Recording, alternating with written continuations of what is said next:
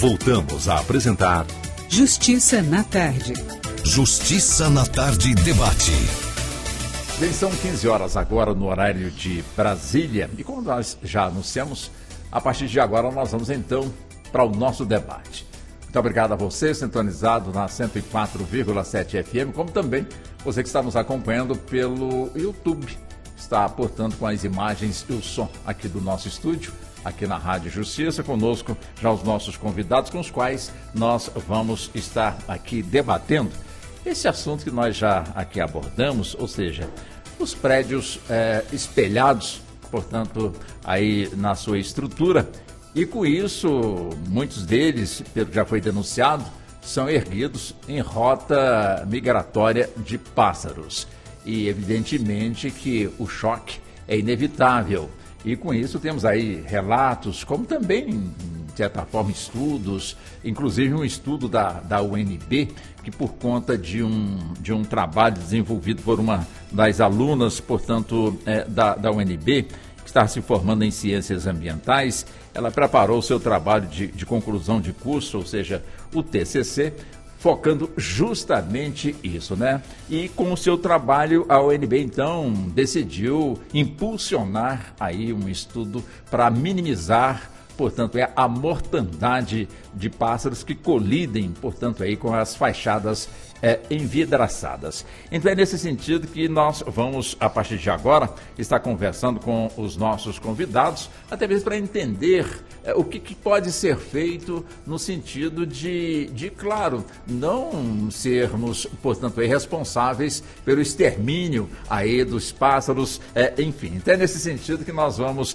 abordar o tema com os nossos convidados. Então vamos apresentá-los, doutor Adriel Feuerstein, ele que é advogado, civilista, especialista no direito contratual, também conosco hoje aqui para esse debate, né, doutor Adriel? Seja muito bem-vindo mais uma vez, é sempre muito bom conversar com o senhor, muito boa tarde, seja mais uma vez bem-vindo ao programa. Boa tarde, Walter, boa tarde a todos os ouvintes, boa tarde a todos os presentes, meus colegas advogados, é mais uma vez um prazer estar aqui, espero que a experiência seja tão agradável quanto foi da última vez. Com certeza. Hoje falaremos de um tema realmente muito importante, acerca da construção de prédios que podem vir a causar o falecimento, a morte de alguns animais, de alguns pássaros. O Brasil, infelizmente, não está salvo desse tipo de ataque ao meio ambiente. O mundo inteiro é uma realidade e a gente tem que se adequar e conviver da melhor forma com o nosso meio ambiente, né? Com certeza. Deixa eu também cumprimentar o doutor Pedro Saad. Ele também é advogado, especialista também no campo do direito empresarial, também tem um vasto conhecimento e estudo também no campo ambiental. Também seja muito bem-vindo, doutor Saad. Muito obrigado também por atender ao nosso convite. Opa, eu que agradeço ao convite, a primeira vez que eu estou aqui. Meu início de carreira foi com direito ambiental, né? Olha, eu comecei Sim, trabalhando então com ambiental pronto. E cheguei a ser representante da OAB no Conselho de Meio Ambiente daqui do DF por 3 anos, mas aí a vida acabou enveredando para o caminho que eu queria, que era o empresarial, era o que eu gostava mais. Mas, claro, eu acabo tendo um carinho pela área, pelo assunto, porque é realmente um desafio conciliar a previsibilidade que o setor produtivo precisa e legitimamente tem demandado com a proteção do meio ambiente. Perfeitamente. Então estamos com a pessoa certa aqui também no estúdio. Deixa eu também cumprimentar o charado do doutor Pedro Saad, que é o doutor Pedro Igor Rego, que é engenheiro civil também, doutor Pedro Igor. Seja muito bem-vindo também aqui ao nosso debate. Muito obrigado por aceitar o nosso convite e muito boa tarde para o senhor. Boa tarde. Obrigado a todos os meus colegas aqui da rádio. E obrigado aos ouvintes também. Espero conseguir agregar, né? Estou aqui diante de dois especialistas, né? 2 advogados especialistas na área. Eu sou mero engenheiro civil. Assim, a gente, por ser engenheiro, a gente sim está numa área em que temos edificações que precisam de estudos de impacto ambiental, ainda mais de grande porte. Então, espero conseguir acrescentar um pouco aqui essa discussão desse assunto que é tão relevante. O senhor vai acrescentar muito, doutor Pedro, para ter certeza, viu? Eu quero até iniciar aqui o nosso debate, me permitam aqui trazer apenas um trecho de 2, 3 parágrafos aqui desse trabalho de conclusão de curso em Ciências Ambientais, o TCC da então aluna, foi em 2021, a Ilza Fujiyama, e esse TCC foi apresentado, portanto, na UNB, onde ela chama aqui a atenção justamente sobre esse assunto que nós vamos aqui abordar. Ela diz assim que de casas térreas aos imponentes arranha-céus, as fachadas de vidros estão cada vez mais presentes na paisagem dos centros urbanos. Modernidade, leveza e otimização emergencial, otimização energética são benefícios desse material. Usar o vidro se torna sustentável na construção, envolve, portanto, aí vários temas. Um deles é a presença de aves nas cidades. Isso porque as fachadas envidraçadas são uma das maiores causas de mortandade aviária do mundo, contribuindo para um desequilíbrio ecológico que atinge a todos os seres vivos. Existem diversos métodos para contornar aí o impacto negativo do material no meio ambiente e a Universidade de Brasília começa, portanto, a adotá-lo. Apenas um parágrafo mais à frente, segundo a docente do Instituto de Ciências Biológicas e orientador do estudo, Roberto Cavalcante, estimativas apoiam ou apontam que entre 120 a 150 espécies de aves transitam no campus, isso na UNB, o que corresponde praticamente a 1/4 da população aviária no Distrito Federal. Ele ressalta que por ser bastante área, ou por ter bastante área verde, especialmente nas proximidades do centro, Darcy Ribeiro, é uma importante rota de aves. Enfim, então nós temos aqui várias áreas, aqui mesmo onde nós estamos, aqui temos aqui a PGR, temos também no setor sudoeste, noroeste, enfim, vários são os setores que de alguma forma se falam bastante, e as grandes testemunhas, portanto, dessa situação são os porteiros, são os zeladores que diariamente recolhem, portanto, as carcaças desses animais que chocam, portanto, com os vidros enfim. Então, nós levantar aqui esse assunto, continuar, portanto, com o assunto que já vem sendo levantado, inclusive com propostas de projeto de lei para minimizar aí esse assunto que tramita, portanto, no Congresso Nacional. Bom, começa com o senhor, doutor Adriel. Como é que a gente pode resolver aí essa questão? Começaria por onde? Porque os pássaros não vão entender alguma sinalização lá em cima, por aqui não pode passar, né? Então somos nós que temos que tomar as devidas providências. Com certeza. Eu tive a oportunidade de dar uma olhada no estudo da aluna e em alguns outros estudos, inclusive um que foi feito na Universidade da Filadélfia, e eles explicam que no mundo inteiro a maior causa de morte de aves depois da invasão do habitat deles é justamente os prédios. Esse é um quadro bastante preocupante, porque só nos Estados Unidos e Canadá a gente tem a morte de quase 1 bilhão de pássaros ao ano, e no Distrito Federal não, mas no Brasil inteiro a própria Universidade Americana destacou que são mais de 151 espécies de pássaros que são vitimadas todos os anos no Brasil. Então é uma preocupação que não restringe ao país e vai além para análise de outros países. A questão de como parar, de como tentar cessar essa mortalidade tão grande de pássaros é realmente algo que deve ser buscado, algo que deve ser procurado o tempo inteiro, não só pela sociedade civil, mas também pelas nossas organizações estaduais, pelo nosso Estado. Uma das hipóteses que se destaca é o que foi feito, inclusive, na UNB, depois desse estudo, dentro da parte de vidro, você fazer destacamentos com adesivos, você pintar de outras cores, você fazer uma reflexão UV, porque os animais enxergam os raios UV enquanto nós não enxergamos. Esses são meios possíveis de tentar solucionar o problema. Alguns deles são caros, outros são muito mais baratos. Adesivar é muito mais barato. mas são meios possíveis. A gente não pode esquecer que a legislação brasileira ela tem um caráter protecionista em relação ao direito ambiental. E o direito ambiental ele é um direito universal, ele é um direito de todos. Quando você pensa e imagina que a construção de um edifício, para ele ser espelhado, eu vou bancar algo que é de caráter único e exclusivo, estético, é normal que se imagine que haja mitigação dessa estética a fim de resguardar o meio ambiente. É isso que a gente espera. Doutor Saad, e aí, doutor Saad? Quer dizer, né, o assunto realmente não é exclusivo do nosso país, é um problema, portanto, aí mundial, mas nós temos que fazer a nossa parte. Quer dizer, um estudo de impacto ambiental, de alguma forma, minimizaria, ou iria minimizar, portanto, essa situação da qual nós estamos aqui a abordar, doutor Saad? Bom, eu acho que a gente deve partir aqui do princípio de que, como o colega bem, né, mencionou, o nosso ordenamento jurídico tem, por pressuposto, se você tem uma atividade econômica que cause um impacto ambiental, esse impacto negativo deve vir a ser mitigado. Quando a gente considera a questão das edificações, dos prédios e tudo mais, indo além da questão do uso de vidros espelhados e o impacto em relação aos pássaros efetivamente, a gente pode considerar até outros fatores que uma edificação vai impactar. A gente tem, dependendo do desempenho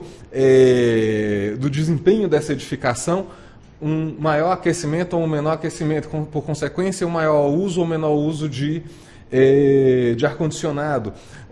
Se for mal iluminada, vamos usar mais luz e deixar de usar a luz natural. Então, todos esses fatores eles acabam sendo relevantes sob o ponto de vista ambiental quando a gente considera o desempenho de uma edificação. E esse efeito vai se somando, porque não vai ser um edifício, vão ser vários edifícios que vão acumulando esse efeito em relação ao conjunto de uma cidade. Quanto maior a pressão imobiliária, mais forte isso, né? Então, quando a gente pensa a quantidade de prédios espelhados em São Paulo, a gente consegue imaginar a quantidade de passarinhos que andaram trombando esses prédios por aí.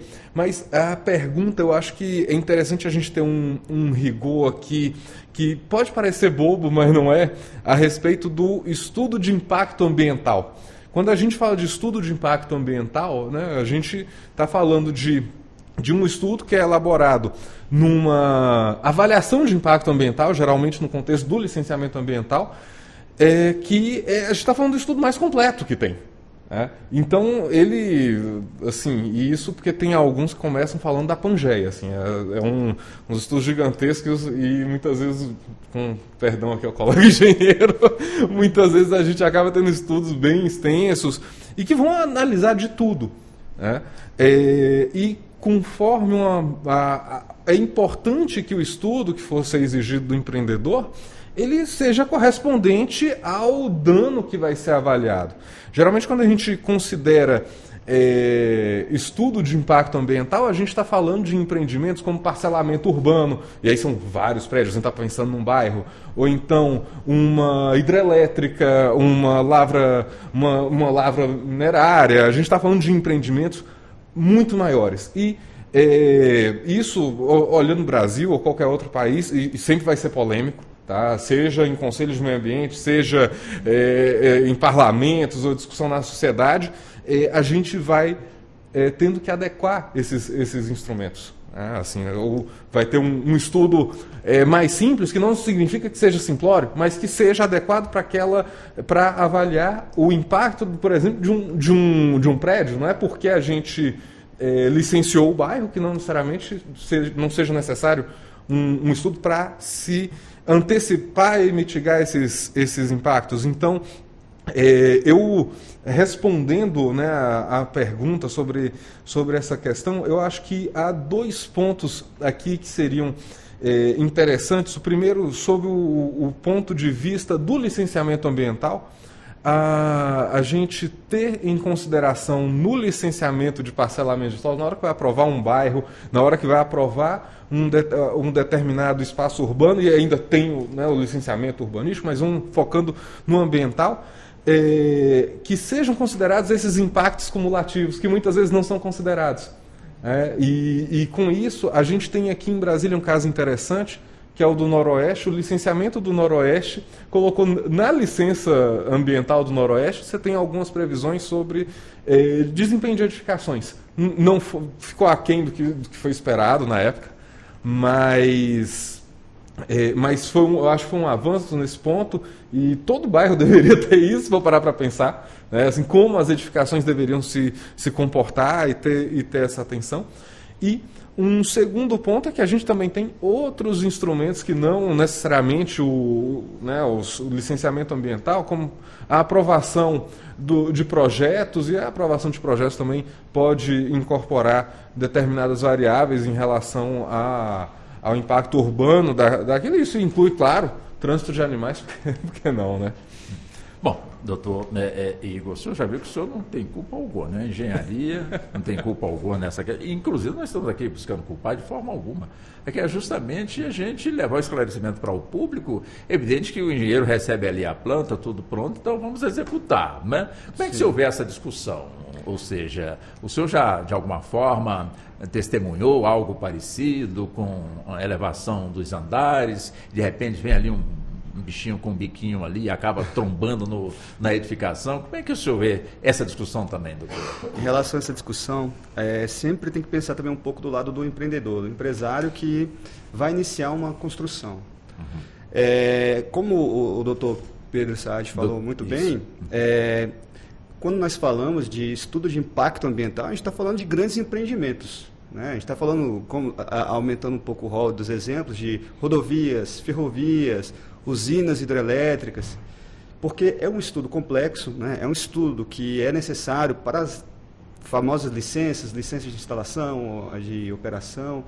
Então, não é algo que eu, assim, como engenheiro civil, consigo imaginar ocorrendo para a construção de prédios, né? De simplesmente um prédio que vai ser iniciado e falar, vamos começar tendo que tirar a licença ambiental para a construção desse prédio. É algo que é muito complexo, muito burocrático, muito caro, que pode até tornar inviável, né, a construção de alguns prédios, até por questão de prazo, de interesse da população. E, ao fazer, esse custo vai voltar, né? Ou seja, vai ter empreendimentos mais caros, alguém vai pagar por essa conta, né? Então, você vai estar tendo que pagar apartamentos mais caros e tudo mais. Vai ter um exemplo também aqui de Brasília, que o doutor tinha falado, no Noroeste. O Noroeste realmente é um bom exemplo. Lá são prédios mais novos, né? E tem um estudo de impacto ambiental? Teve, mas quem fez não foi cada prédio, foi a TerraCap. A TerraCap fez o estudo de impacto ambiental do bairro. O bairro foi licenciado para que pudesse ser iniciado a venda dos lotes para que as construtoras começassem a iniciar a construção lá no Noroeste. Não é algo que cada prédio vai ter que fazer o seu. Uhum. E nesse caso das rotas migratórias, eu acredito que é mais um dever do Estado mesmo, né? Ao criar os planos diretores, porque, por exemplo, se você vai construir em determinado bairro, há um limite de andares. Quem estabelece isso já está estabelecido no plano diretor. Uhum. Por que esse plano diretor já não pode contemplar que aquela é uma área de migração de pássaro da espécie tal e que ali não pode construir um prédio espelhado? Isso pode já vir do plano diretor. Ou seja, eu não estou falando também que não tem que se preocupar com isso, mas assim, podem ter umas medidas mais simples, como o doutor Adriel comentou, sobre tecnologia do vidro, né? Ele comentou aí sobre essa tecnologia UV, não conheço, mas pode ser muito interessante, né? Porque a frequência que os pássaros enxergam é diferente da nossa. Então, assim, há outras alternativas que não exigir um estudo de impacto ambiental. Interessante essa explicação do doutor Igor, ou seja, quando ele chama aqui a atenção do plano diretor, ou seja, o Estado, enfim, o município entrega bonitinho ali, está aqui o plano diretor, quer dizer, esse estudo do impacto ambiental deveria já vir incluso ou seria uma responsabilidade, como a gente está imaginando aqui, tá bom que desmistifica também esse assunto, ou a empresa que vai construir aquele prédio é que teria significa essa obrigação, doutor Adriel? Eu faço do Pedro as minhas palavras. Eu acho que ele falou exatamente aquilo que é. Eu acho que você pegar e jogar a responsabilidade na mão do construtor, o estudo de impacto ambiental para a simples edificação de um prédio é realmente muito oneroso, vai custar bastante para o bolso para ele poder fazer empreendimento, vai atrasar a obra, vai dar problema. Eu acho que você pode simplificar isso justamente jogando para a mão daquele que é quem deve organizar os bairros. Então, aqui no Distrito Federal nós temos o IBRAM, que vai ser responsável pelos licenciamentos. Ele pode fazer os estudos, pode fazer os estudos ambientais necessários em cada região, determinando como é que vai ser feito as edificações, delimitando como devem ser as edificações com base no estudo que ele fez de impacto ambiental. Eu acho que essa seria a melhor saída. Para isso a gente precisa legislar. Infelizmente, hoje no Brasil a gente não tem nenhuma legislação específica para tratar da questão das aves. A gente tem alguns pontos sendo trabalhados. A gente já falou aqui sobre o projeto de lei que está em trâmite lá no Congresso. Ele está, inclusive, hoje na CCCJ, está na Comissão de Direito Urbanístico. A gente está esperando a deliberação lá para poder ver se o projeto vai passar, mas algumas outras cidades, como a cidade de Curitiba, ela já tem projetos de lei que já estão avançados nesse ponto. Em Curitiba a gente tem, inclusive, um pedido para alteração de um dos artigos da lei municipal, que é para acrescentar um parágrafo, um parágrafo no artigo 169, se eu não me engano, salvo o melhor juízo. E o intuito é justamente dizer que em edifícios, já que Curitiba, o centro de Curitiba é uma cidade histórica, tombado, e eles têm o intuito de melhorar o padrão da cidade, é fazer com que toda a parte da cidade que tenha novas edificações, ou as edificações que já são antigas e mesmo assim são espelhadas ou possuem vidros translúcidos, que eles passem a seguir novas normas para poder ser viável justamente para os animais, para os pássaros. Então, implementação de tecnologia, alteração do vidro, é um gasto que aquela população vai ter que ter e os novos empreendedores vão ter que fazer. Mas não vai partir do empreendedor a necessidade de fazer um novo estudo. Já foi feito um estudo, o estudo concluiu pela prejudicialidade das obras e a lei vem para poder fazer a alteração e determinar quais são os novos padrões a serem aceitos. E daí a gente tem uma regra que, saindo a lei agora no Congresso, a gente talvez tenha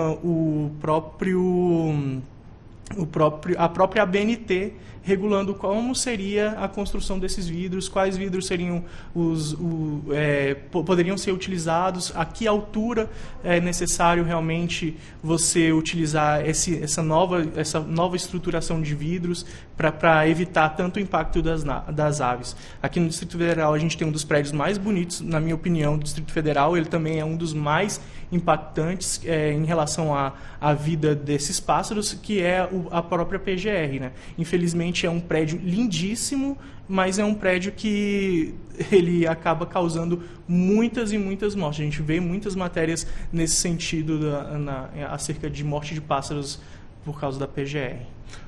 Interessante também, né, doutor Sádio, que nós temos, foi citado aqui o Noroeste, eu também falei do Noroeste, ele praticamente está ali dentro do Parque Nacional, né? Só tem uma rodovia ali que divide, portanto, o Noroeste com a água mineral, enfim, o nosso Parque Nacional, nossa Floresta Nacional, enfim. O fato é que não deveria ter, eles vão colocar nesse sentido, um estudo mais amplo, não só para o Noroeste, mas de alguma forma um empreendimento que venha a surgir justamente junto a um parque, junto a uma reserva florestal. Não deveria ser mais exigido em termos de aprofundamento no estudo ambiental, até mesmo para que não só as aves, os pássaros, mas também outras espécies de animais que não estão no céu, mas estão no chão, ali na terra, de alguma maneira também se movimentando pelo fato do seu habitat estar ali por perto.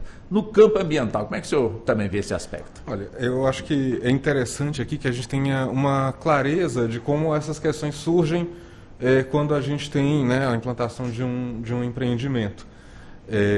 Porque no primeiro momento a gente vai ter uma discussão, considerando um empreendimento maior, a primeira coisa vai ser uma análise locacional desse empreendimento. A primeira coisa que é feita. E o empreendedor, botando em termos bem práticos, o empreendedor vai receber uma coisa chamada termo de referência para que ele elabore o estudo. Tá? E aqui é importante que esse estudo ele tenha, assim, tem um sentido na hora que determinar isso. Porque, como, né, foi dito pelos colegas aqui, a gente acaba tendo um custo com esse estudo, muitas vezes estudos que estão repetindo outros estudos que já foram apresentados ao órgão ambiental, que já tem boa parte daquelas informações e ainda assim muitas vezes insistem em começar da descrição da Pangeia. Assim, é claro, é uma piada, mas é porque é muito característico. Muitas vezes você pega esses estudos, você tem essa questão, né, de serem muito extensos, diagnosticando coisas que já foram diagnosticadas, muitas vezes com uma falta de direcionamento, né, sobre o que fazer para mitigar aqui, seria mais interessante. Mas, voltando aqui a essa descrição, é elaborado esse estudo e, a partir daí, a gente tem uma série de avaliações pelos órgãos ambientais. Quando a gente tem um empreendimento que afeta, de alguma forma, uma unidade de conservação, a gente tem uma manifestação dos órgãos responsáveis pelas unidades de conservação. Por exemplo, se há uma unidade de conservação federal e uma lavra de calcário afeta essa unidade de conservação, a gente vai ter uma manifestação do ICMBio, né, que geralmente eles colocam até mais exigências do que o IBAMA, geralmente. Então, a gente de fato tem no ordenamento justamente uma estrutura para que seja respeitado essa unidade de conservação. Lembrando que quando a gente fala em unidade de conservação, a gente tem várias categorias, de uma das mais restritivas às menos. Né? Então, boa parte delas, se espera-se, né, tenha um zoneamento do como e o que vai ser protegido, e isso é considerado no estudo.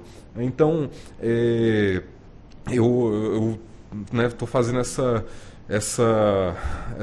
digressão para se concluir que, assim, a gente tem os instrumentos para justamente garantir essa proteção. O que muitas vezes falta é clareza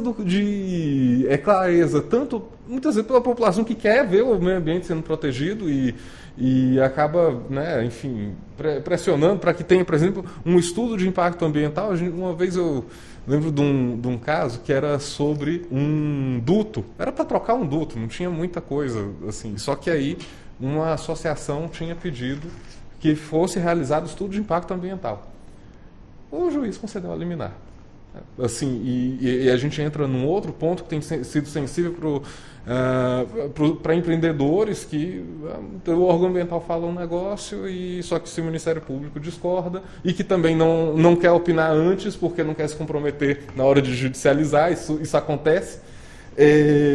Chega e fala, não, tem que fazer um estudo de impacto ambiental. Aí o pessoa do órgão ambiental, junto com quem estava fazendo isso, falou, moço, deixa eu te falar, estudo de impacto ambiental é isso aqui, você está querendo que a gente faça um estudo de impacto ambiental para trocar um duto. E aí, depois, eu não me lembro como é que foi a conclusão, mas o fato é que ia ser, no mínimo, engraçado você ter um mega estudo sobre o impacto na vida silvestre a quilômetros de distância para se trocar um duto, né, por exemplo. Então, essa clareza acaba sendo importante tanto para a gente como cidadão exigir que a lei seja cumprida, os espaços protegidos sejam de fato protegidos e, ao mesmo tempo, haja a previsibilidade para o empreendedor e que ele tenha que gastar com estudos que efetivamente sejam necessários para a proteção do meio ambiente. Uhum. Agora, doutor Igor, quer dizer, é evidente que quando uma edificação vai ser erguida, evidentemente que um dos estudos principais, todos são importantes, mas eu quero crer que o estudo de solo, com toda certeza é importante e evidente que, estudando ali o solo, vamos então erguer aqui o edifício. Quer dizer, essa questão que nós estamos aqui abordando da rota migratória das aves, dos pássaros, de alguma forma, não estando no protocolo, há uma preocupação, de certa forma, no campo ambiental, por parte dos senhores engenheiros? Não estamos aqui finalizando, enfim, cada um, né? Quer dizer, a categoria de alguma forma, como é que é justamente o seu ponto de vista nessa questão ambiental? A questão ambiental, ela é importante, eu acredito, para qualquer profissão, né? Todos nós respeitamos, só que sempre temos também que ser razoáveis, né? Temos que, às vezes, abrir algumas concessões, porque não pode chegar a um ponto de, porque às vezes o custo social de não execução de uma obra é maior, né? Imagina vão abrir uma nova ferrovia e por causa dessa troca do duto aí que o doutor citou, vai parar a obra. Às vezes um custo, imagina, vai escoer grãos de uma região que hoje está com a rodovia bem acima da capacidade e você poderia evitar tudo isso construindo uma ferrovia, só que por uma questão ambiental simples, você pode paralisar tudo.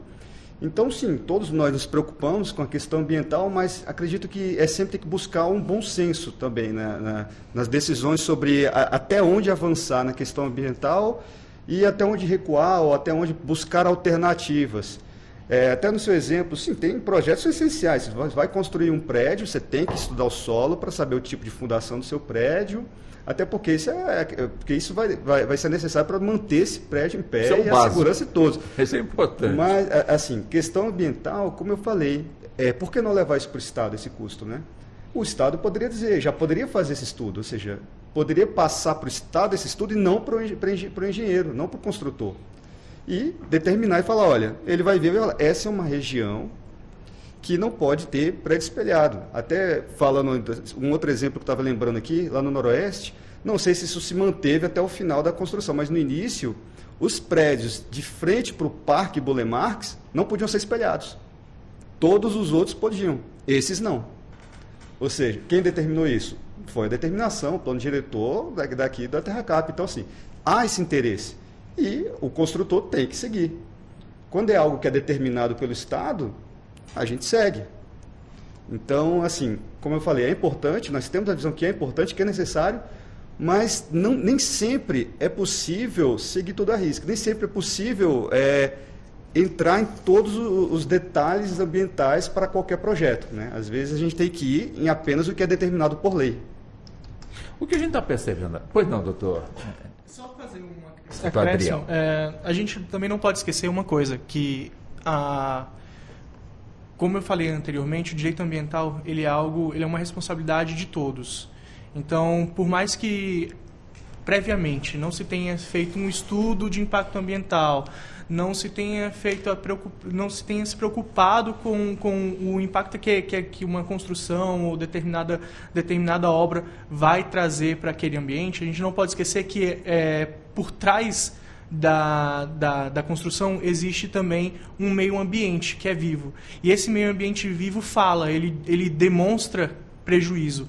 E quando a gente nota esse prejuízo, quando a sociedade nota o prejuízo, quando os meios de comunicação notam o prejuízo ou demonstram esse prejuízo, é dever do Estado tomar as devidas precauções. É para isso que nós também temos o Ministério Público. A gente pode, através do Ministério Público, percebendo que um determinado prédio foi construído, ele não tem um plano diretor para poder que preveja a impossibilidade de ter vidros na fachada de um prédio. O prédio foi todo construído dentro da legalidade, digamos assim. Mas a gente começa a perceber que ao redor muitos pássaros vão morrendo por causa daquele prédio. É dever do Estado tomar as medidas cabíveis para poder fazer a alteração do prédio.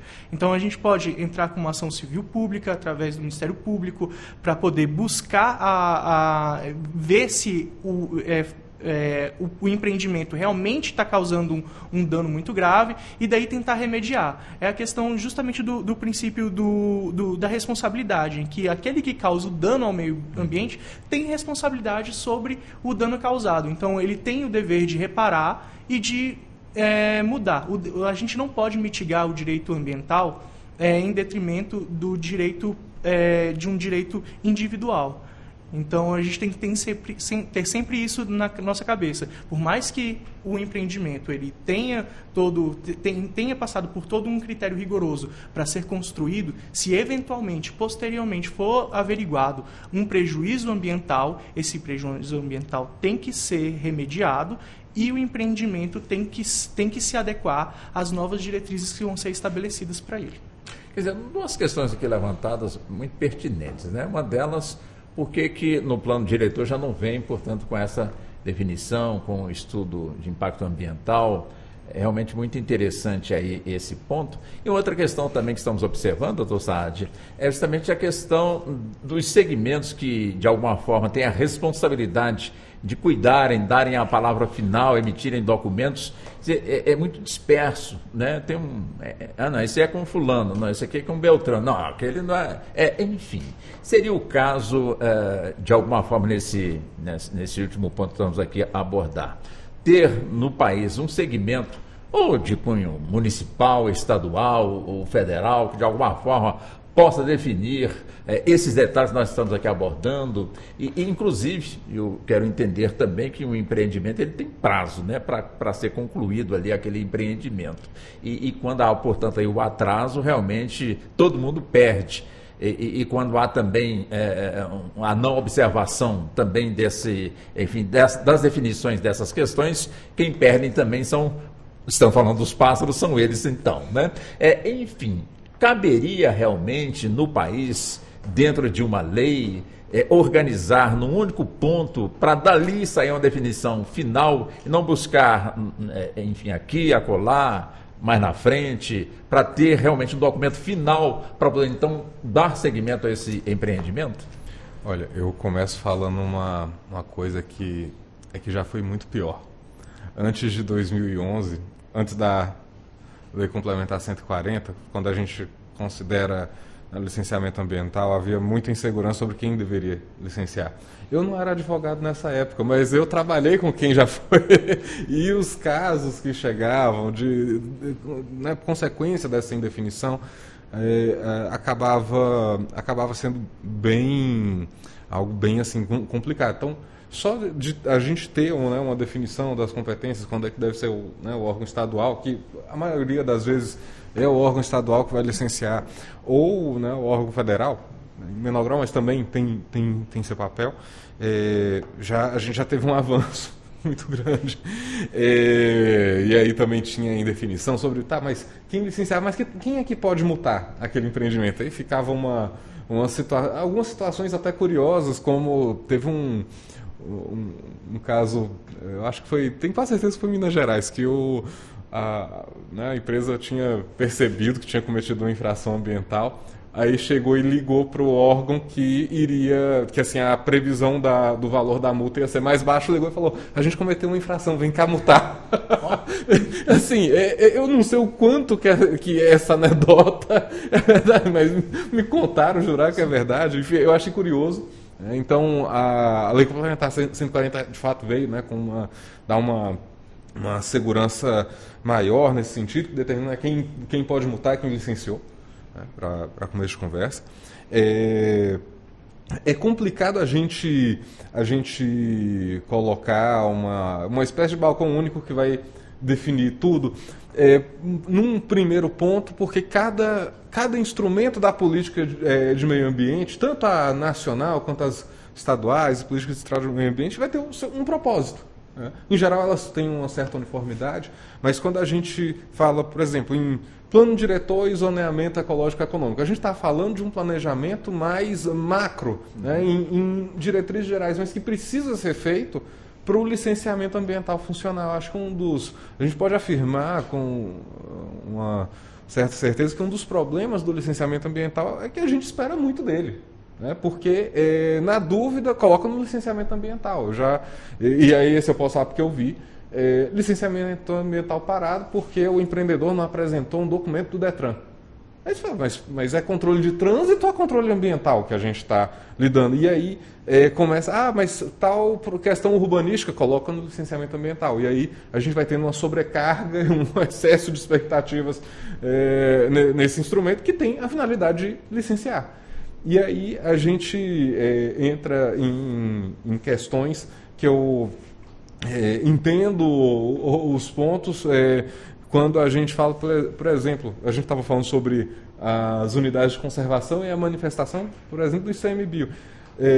Até que ponto que a manifestação do ICMBio deveria ser vinculante ou deveria estar a critério do órgão licenciador para que aquelas condicionantes que o ICMBio colocou devem ser seguidas. E isso gera realmente uma apreensão que, por um lado, se explica na questão da proteção daquela unidade de conservação, da gestão daquela unidade de conservação, que não foi definido. Teve uma lei lá que definiu que aquela unidade de conservação deve existir, portanto deve ser respeitada, mas ao mesmo tempo a gente começa a ter problemas de exigências que o próprio órgão ambiental pode entender que são abusivas. Assim, o órgão que está licenciando discordar de um outro órgão que também faz parte do licenciamento, outro órgão que também acaba atuando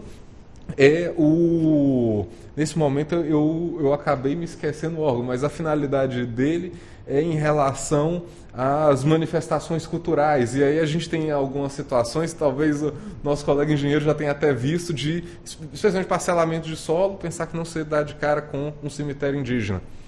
E aí a obra fica, mais uma vez, essa questão era especialmente mais sensível até 2015, 2016, depois foi editada uma norma que tornou a comunicação entre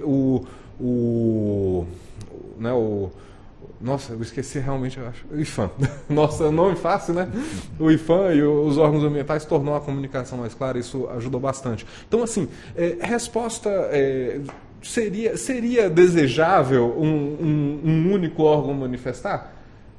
É complicado falar que sim, porque a gente tem uma série de interesses legítimos, eu não estou falando de interesses políticos aqui, mas de interesses juridicamente tutelados por esses órgãos, que justifica a forma como atualmente funciona, mas ao mesmo tempo há uma dor, sem dúvida, muito grande, sentida pelos empreendedores, por qualquer pessoa que seja beneficiada pelas atividades econômicas, que a gente acaba tendo muitos órgãos dando pitaco em um procedimento que eu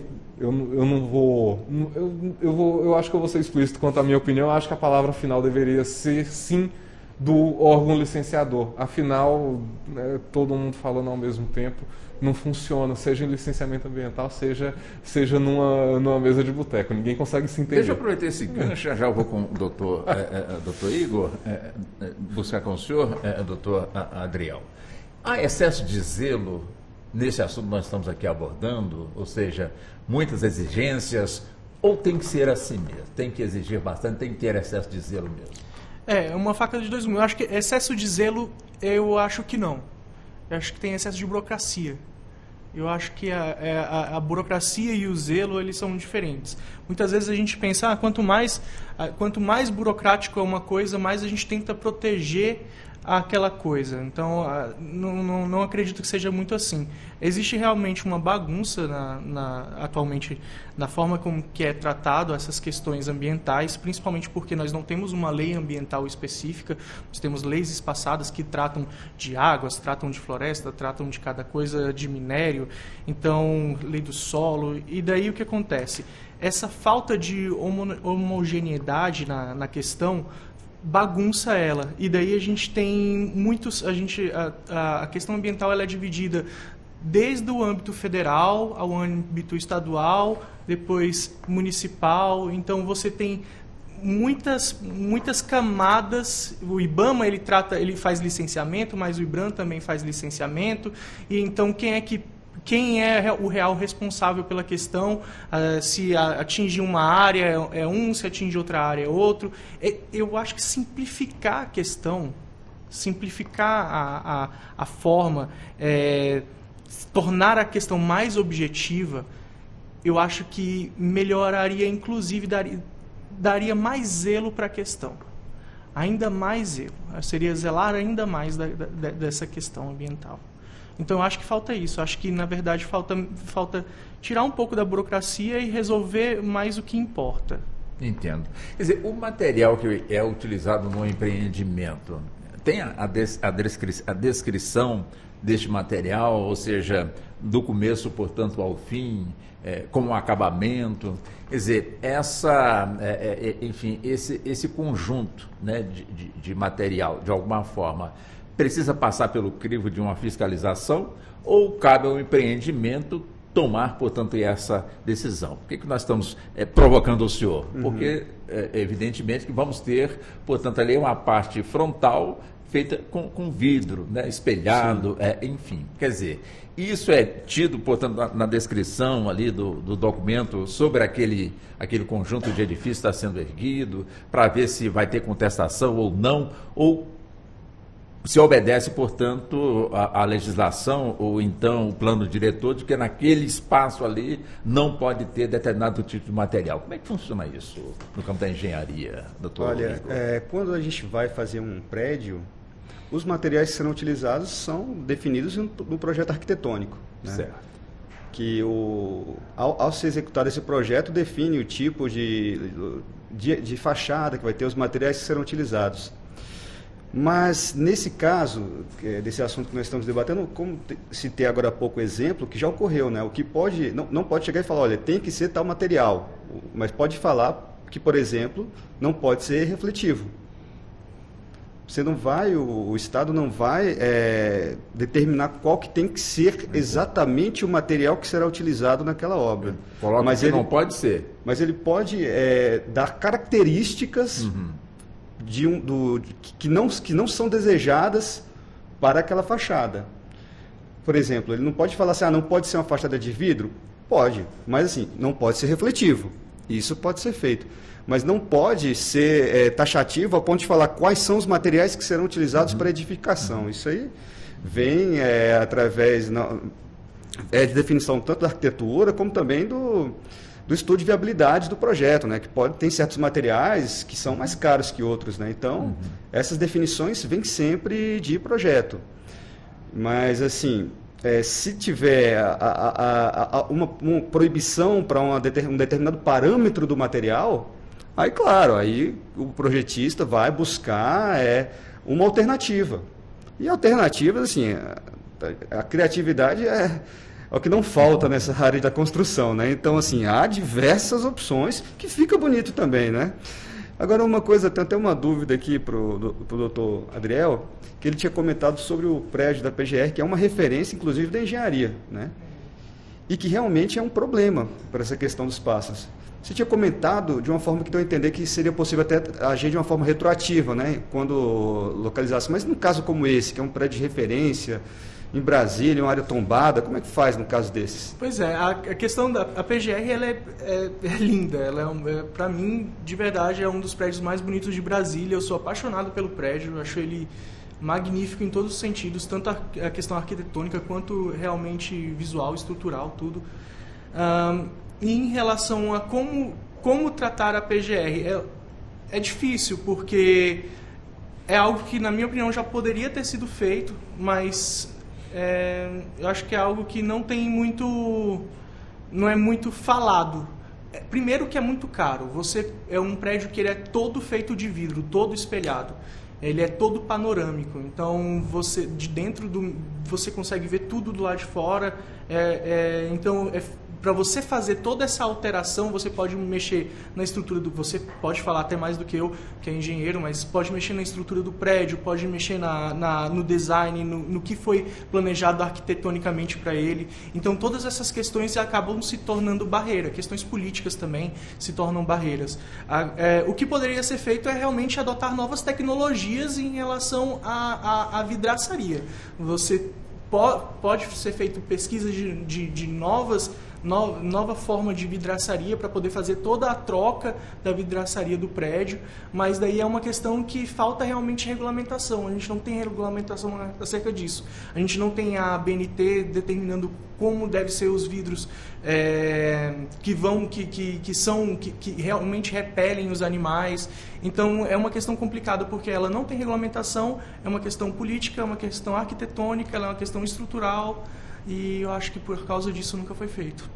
Em relação a isso, até dá para concluir um pouco sobre que o estudo de impacto ambiental não adiantaria tanto, né? Até porque o que teria que entrar mais era se aprofundar em tecnologias para evitar esses acidentes com essas aves migratórias e prédios refletivos. Então, ou seja, foi o que deu a entender, né? Que Sim. Talvez entrar nessa exigência de estudo de impacto ambiental não é realmente a melhor ideia, né? Uhum. Até porque o que aconteceria é só isso. Não vai poder construir aqui, fim. Sim, exato. Mas se realmente tiver que construir, como que vai ser feito, né? Ainda há uma carência de estudos nessa área. Eu fiquei aqui imaginando, doutor Saad, a construção de Brasília, né? Até então, como dizia o Juscelino, né? Aquela imensidão, né? Do Planalto, enfim, Cerrado, e de repente o prédio mais alto que tínhamos aqui era justamente aqui do Congresso Nacional, aquelas duas torres, né? Que realmente eram os mais altos. Mas de repente começaram a surgir também mudanças do plano do diretor, surge Águas Claras, né? Com edifícios lá em cima também espelhados, ali parques cercados por tudo quanto era lado também, enfim, quer dizer, quando Brasília de alguma forma estava sendo erguida, evidente que outras cidades também pelo Brasil também eram construídas com materiais naquele tempo, de certa forma assim, novos, que surpreendiam a arquitetura, a engenharia. Quer dizer, naquele tempo já havia com toda certeza o impacto ambiental, o estudo. Mas será que alguém pensou também nessa questão de imaginar, portanto, aí a rota migratória das aves e dali já ter, pelo menos ali, um início de um ponto final nessa questão? Porque nós estamos discutindo isso, Brasília já está com 64 anos, e nós discutindo um assunto que eu imagino que já era para estar resolvido quando Brasília está sendo construída, doutor Saad. Olha, é uma questão interessante porque acaba dialogando bem com dois universos, o do direito urbanístico e o do direito ambiental, né? E começando pelo direito ambiental, quando a gente olha para a década de 50, que foi quando Brasília estava sendo construída, às vésperas de sua inauguração, e que tinha muita gente que duvidava, né? Então foi algo que exigiu bastante coragem política do presidente na época. A gente tinha o começo de uma discussão sobre meio ambiente. Porque quando a gente olha, até quando a gente olha a legislação na época, a gente tinha Código de Águas, Código de Floresta, mas a compreensão de que esses elementos se relacionam, que a gente tem um meio ambiente a ser protegido e que o equilíbrio desse meio ambiente é relevante juridicamente, ele está relacionado a situações que se mostraram bem degradantes nos países, até então, né, os países que eram industrializados na época, que começou-se a ter essa preocupação e começou-se a ter as discussões internacionais a esse respeito. Na década de 60, que a gente tem a aprovação nos Estados Unidos de um procedimento de avaliação de impacto ambiental e que foi imitado no mundo todo, né, com suas variações, mas na essência a avaliação de impacto ambiental tal como concebido nos Estados Unidos acabou sendo adotado como modelo. No Brasil a gente teve pontualmente, depois de alguns desastres ecológicos, né, geralmente decorrente de atividade fabril, na época a consciência estava sendo formada ali quanto até o prejuízo humano que uma atividade degradante poderia ter, que a gente tem, né, na década de 70 um primeiro movimento, lembrando que a posição brasileira inicialmente foi, vocês, países ricos, não querem a indústria, então tragam para cá, a gente está precisando de emprego. E era de se entender também, né? Hoje é fácil ser engenheiro de obra pronta, mas quando a gente olha, né, para a época a gente entende o raciocínio, né, porque da posição brasileira, a princípio, pró-desenvolvimento desenfreado, que a gente estava precisando. Né? Então, nesse contexto que Brasília foi construída. Então, toda essa evolução ocorreu alguns anos depois, aí foi 81 que a gente foi ter a Lei de Política Nacional de Meio Ambiente, estabelecendo de vez, né, a previsão de um licenciamento ambiental. Então, o primeiro ponto, eu acredito que acaba sendo esse. Então, quando foi pensado, a gente ainda não tinha esses instrumentos da Política Nacional de Meio Ambiente dessa forma. Né? E quando a gente olha para a política urbana, aí a gente tem um outro olhar aqui, especialmente quando a gente olha para Brasília, que é que assim, a cidade foi evoluindo. Né? Em um determinado, primeiro, pensou-se, vamos fazer um concurso com um plano diretor para a cidade. A gente teve plano piloto. Só que a cidade não ia ficar de pé sozinha, precisava de gente trabalhando nela. A gente teve... Hoje a gente fica elogiando os chineses, fazer as coisas rápidas. O Brasil fez uma cidade em menos de 1000 dias. É fantástico isso que a gente fez aqui. E para isso precisou de gente. Essas pessoas tinham que morar em algum lugar. Foi a partir daí que os planos diretores, que não tinham um procedimento estabelecido pelo Estatuto da Cidade de 2001, então era estabelecido de formas até mesmo menos democráticas. Assim, como é que a gente vai organizar? Vai ser assim, botava um decreto. Até não era nem uma lei, muitas vezes. E aí foi se adensando lá para onde hoje é Taguatinga, continua sendo Taguatinga, né? Taguatinga, depois surgiu Ceilândia, né, com o propósito de erradicar invasões, mas que hoje é a maior cidade do Distrito Federal e longe de ser apenas um centro de erradicação de invasões. A gente tem shopping, atividade econômica, uma boa quantidade de CNPJs funcionando lá. E hoje, o que a gente tem de desafio, sob o ponto de vista ambiental, curiosamente, não é que não seja uma questão, mas a ocupação irregular, desenfreada, a ação de grileiros que colocam ocupações irregulares, muitas vezes em nascentes, em locais que o poder público tem dificuldade de ir lá para multar, e quando a gente vê, tem uma favela, milhares de pessoas vivendo ali, porque também não tiveram outra alternativa, né, de habitação, há uma pressão habitacional em Brasília. A gente tem, então, um impacto ambiental e um desastre urbanístico que essa situação causa gigantesco, porque não tem Estado presente, não tem a energia elétrica vai chegar por meio de gato, a polícia não consegue chegar lá e pessoas vivendo nessa situação e fora o desastre ambiental que isso causa. Então, eu achei interessante, né, fazer essa digressão, porque quando a gente fala assim, de política ambiental, de impacto ambiental na evolução das cidades, infelizmente a gente tem um desafio ainda maior, que é o das construções irregulares. Bom, o assunto está rendendo, né? Esse assunto é interessante. E nós vamos voltar nele daqui a pouquinho, já com o senhor também, Okay. Tá bom, doutor Igor? Eu peço licença ao doutor Adriel, ao doutor Igor, ao doutor Saad. Nós vamos sair para o nosso intervalo, que é rápido. Estaremos de volta em instantes e teremos mais uma hora pela frente para que possamos avançar nesse tema tão importante aqui para a nossa capital federal, enfim, importante para o nosso país, com toda certeza. Intervalo, voltamos em instantes. Até já. Você está ouvindo Justiça na Tarde.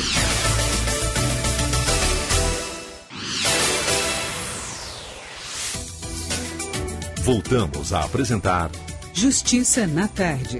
Justiça na Tarde Debate. Pois é, estamos de volta, são 16 horas mais 3 minutos. Hoje o nosso debate está aqui relacionado, mas nós também estamos avançando para outros pontos, mas dentro da lógica que nós estamos aqui debatendo.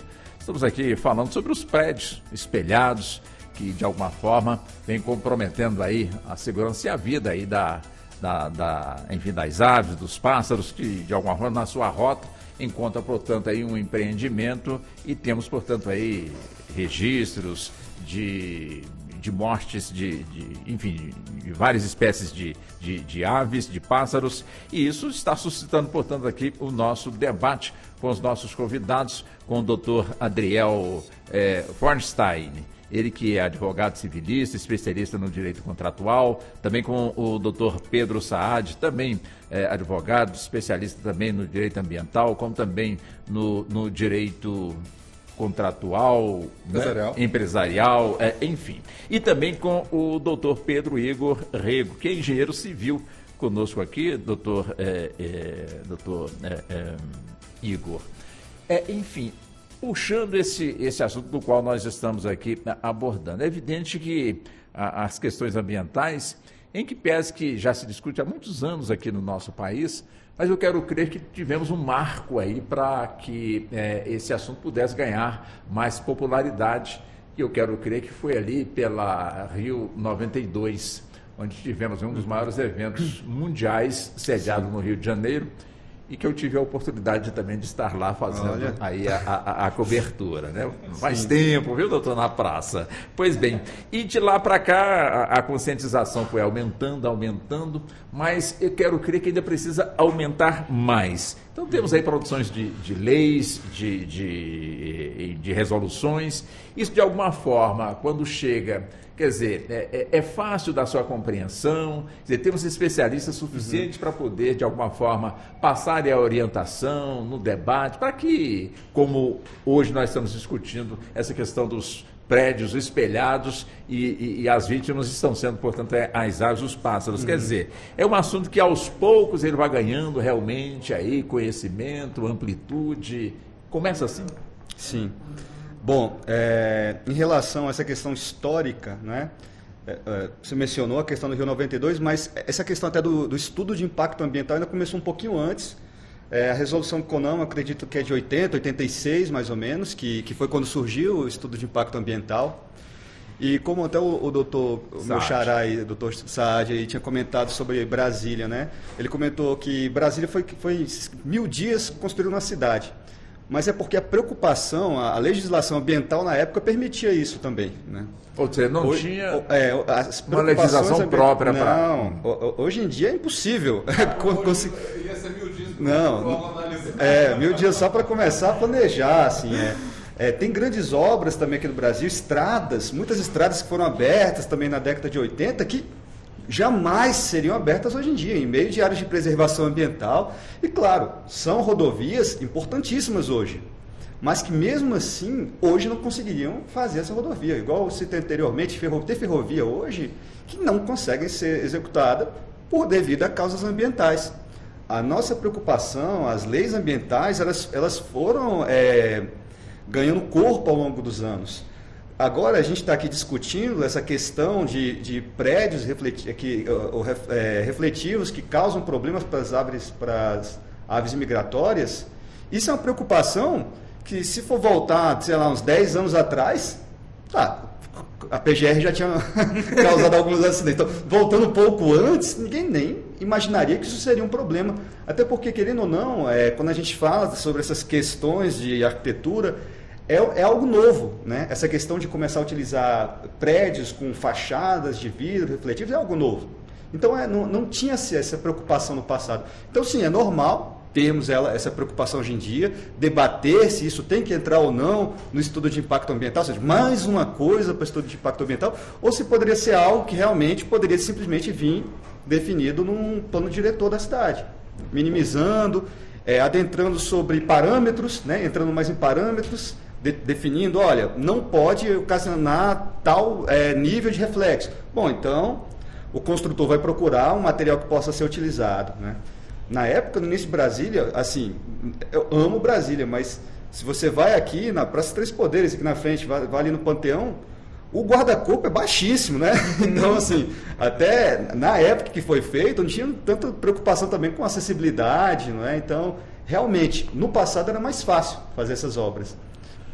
Hoje em dia não, hoje em dia a gente tem consciência do valor da vida humana, né, do valor da vegetação, da natureza, e vai sim criando novos obstáculos, né, e que são necessários para que a gente vá criando cada vez mais construções, mais obras mais sustentáveis.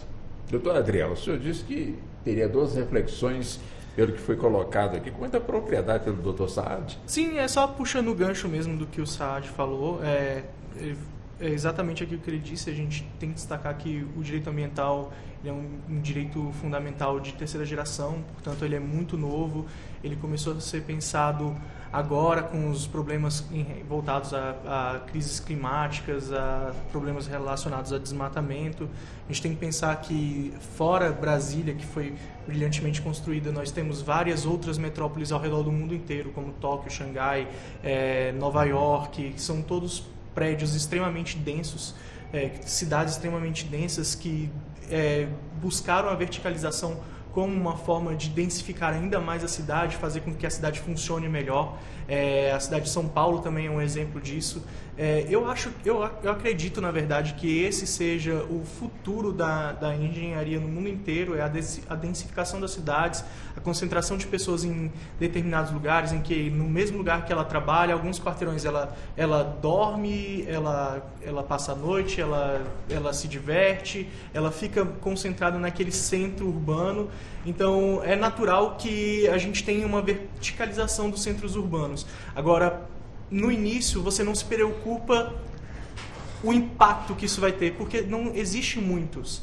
Não são muitos centros urbanos tão densificados como nós temos aqui em Águas Claras. Então, você não imagina que um prédio espelhado vai matar tantos animais, em que um prédio espelhado vá fazer uma ilha de calor naquela cidade, em que um prédio muito alto possa ter um problema para tratamento de esgoto, igual nós temos em Dubai, um prédio de mais de 800 metros de altura, que o esgoto praticamente é retirado todos os dias de lá, em caminhões, porque ele não tem vazão. Então, esses problemas que a densificação urbana causa ainda não foram pensados. E conforme ela vai acontecendo, nós vamos começando a pensar, nós vamos começando a trabalhar em cima das questões ambientais, que sejam não só ambientais, mas também urbana mesmo, questões urbanísticas, de mobilidade, de vida, de tudo.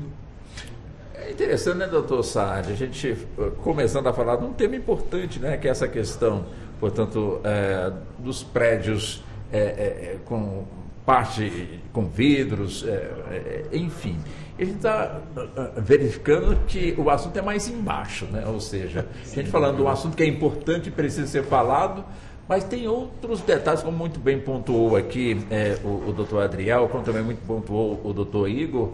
O assunto é bem mais embaixo quando se discute, portanto, aí, no caso, a evolução, portanto, dos edifícios, os espaços que precisam ser ocupados, que as pessoas precisam realmente morar. E outro detalhe também, que em cidades com as casas, a gente está verificando também que essas casas, de alguma forma, estão dando espaço também, ou um conjunto de casas, para edifícios enormes, para facilitar até mesmo a questão da densidade populacional, enfim. Quer dizer, quando a gente aborda esse tema, sobre o que nós estamos aqui pontuando, ou seja, as fachadas espelhadas que, de alguma maneira, vem prejudicando aí, no caso aí, a migração das aves, né? Quer dizer, e quando a gente fala que o assunto é mais embaixo, o que está faltando para que a sociedade discuta, avança, em termos, portanto, de universidades, em termos de empresários, em termos de ambientalistas, em termos de sociedade em geral, doutor Saad? Olha, eu acho que o ponto em tudo que a gente vai discutir sobre licenciamento ambiental, esses procedimentos de aprovação, é que nunca há uma resposta fácil. Que a gente... Se está desse jeito, ocorreu de alguma forma. Isso não é motivo para deixar como está. Claro. Mas há cada vez mais demandas por uma racionalização desses procedimentos, que nunca vão ser respostas fáceis ou unívocas. A gente vai ter que ir nos detalhes desses procedimentos para ir destravando cada ponto.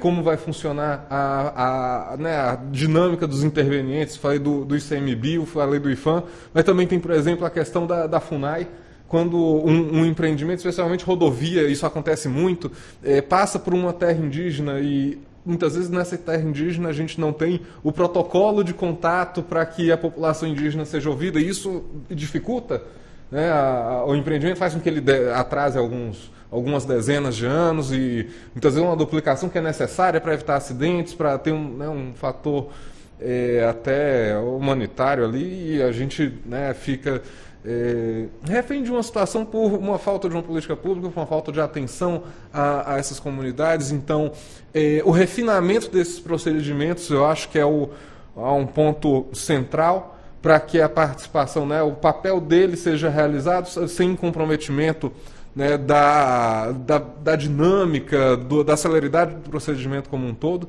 A gente tem um desafio em relação à resiliência das cidades, porque há um tempo atrás a gente falava de mudanças climáticas pensando em como evitar, como é que a gente evita a situação. As situações já estão acontecendo. A gente tem estudos da década de 90 que previam que Brasília teria problemas com alagamentos nas Tesourinhas. E é curioso pensar que já tem alguns anos, talvez quase 10 anos, que a gente tem esse problema. Assim, que passou a ser recorrente o alagamento da Tesourinha. E hoje a gente tem obras, né, quem mora pelo plano piloto vê direto obras justamente para o escoamento dessa água, porque é preciso que a cidade seja resiliente. E quando a gente fala de um licenciamento ambiental para aprovar um bairro, a gente acaba passando pela necessidade que o licenciamento ambiental não só contemple o impacto, né, o impacto do loteamento que vai ser feito, né, para aquela expansão urbana, mas os impactos cumulativos dos prédios, e aí a licença ambiental da segurança para o empreendedor, já prevendo, olha, esses requisitos devem ser atendidos de desempenho da edificação, de uso de materiais, né, sem, óbvio, interferir na decisão direta. Não é decidir pelo engenheiro, mas estabelecer um parâmetro mínimo de desempenho. E, ao mesmo tempo, como aquela expansão urbana vai ser adaptável a desafios como secas prolongadas, ondas de calor, enchentes, inundações, e como a gente vai lidar com isso. Então, acho que a primeira fronteira, olhando para o direito ambiental, estaria nessa série de desafios, que não são poucos. Eu acho que a ordenação de território é um tema fantástico e extremamente espinhoso, porque a gente começa a entrar em assuntos de estatuto da cidade, plano diretor, licenciamento ambiental, e parece que não para de ter novos pontos. Mas eu queria até acrescentar outro que tem ganhado relevância do ponto de vista do direito empresarial, que é a área que eu atuo principalmente hoje, que é justamente a relevância do respeito ao meio ambiente pelos negócios. E quando a gente fala isso, parece até um papo de marqueteiro ecologicamente correto, vamos dizer assim, mas não é só isso, porque se a gente não tem clareza das regras do licenciamento ambiental, a gente tem um cenário de insegurança jurídica, que pode vir a ocasionar uma judicialização com prejuízos para aquele empreendimento, com prejuízos para quem investiu dinheiro nesse empreendimento, e, portanto, a transparência das atividades econômicas quanto às questões ambientais passam a ser relevantes para fins de regulação do mercado de capitais, para fins de, quando a gente tem hoje na União Europeia, a gente tem muitas regras de transparência quanto a como as empresas vão expandir, na compra de uma outra empresa, se a transparência em relação ao mercado sobre o respeito ao meio ambiente, sobre aquela empresa e sobre os futuros negócios, qual o impacto ambiental e social, qual a forma de governança que essa empresa vai atuar. Então, a gente tem uma dinâmica até financeira quando a gente trata de proteção do meio ambiente, porque o investidor também quer saber se ele não está financiando uma atividade lesiva ecologicamente, e ao mesmo tempo também não quer ser lesado, perder o seu dinheiro porque investiu em um negócio que vai vir a ser punido por desrespeitar o meio ambiente, desrespeitar os direitos humanos ou cometer algum ato de corrupção. Doutor Adriel. Uma vez nesse programa a gente conversou sobre um imposto ambiental. Eu faço um gancho a esse tipo de prática porque a gente pode trazer isso para uma ideia de tributação diferenciada para grandes empreendimentos. Essa é uma forma de tentar não só...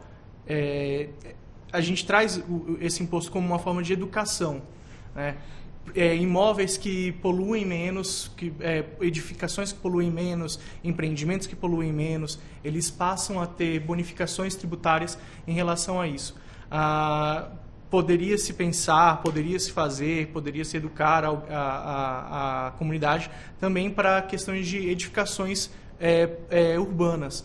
Então, a gente voltar aí, por exemplo, a gente tem uma questão nos Estados Unidos, o Leadership in Energy and Environmental Design, que é o LEED, ele é uma organização americana que se desenvolveu a avaliar construções urbanas que são verdes.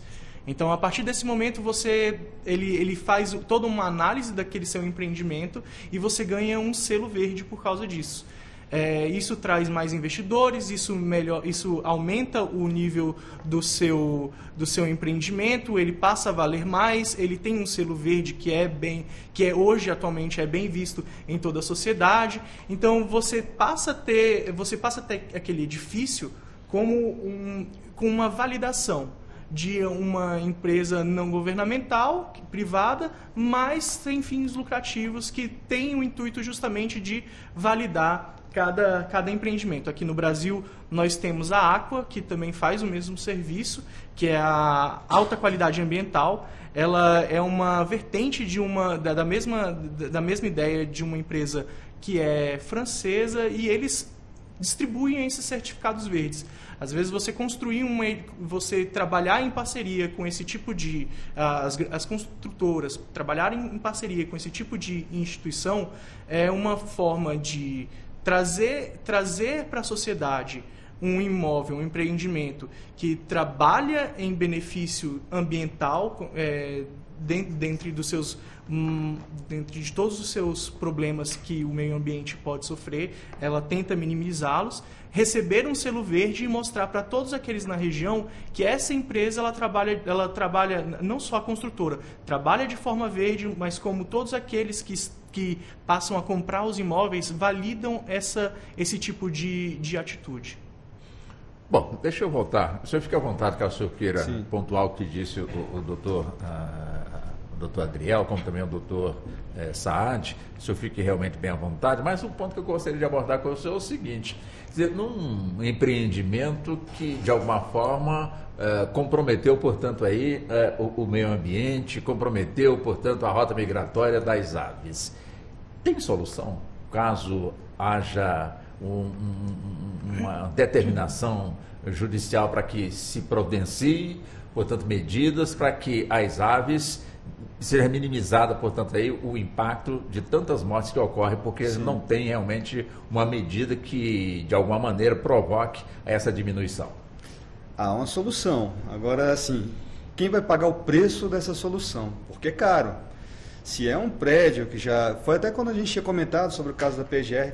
Se tem um prédio que foi construído, todo espelhado, e de repente houve esse processo judicial em que foi demandado uma solução pode ser realmente substituir todos por um vidro com essa tecnologia UV, com a frequência que os pássaros conseguem verificar que há um obstáculo, ou colocar vidros que não sejam refletivos, né, ou seja, que consiga ver dentro desse prédio. É uma solução, só que é uma solução muito cara. O ideal é realmente não deixar fazer. Se é uma rota migratória, não pode fazer ou já fazer com essa solução, né? Agora, algo assim, que você vai ter que depois ter esse retrabalho, para quem vai esse custo? Ainda mais se for um prédio comercial, imagina, né?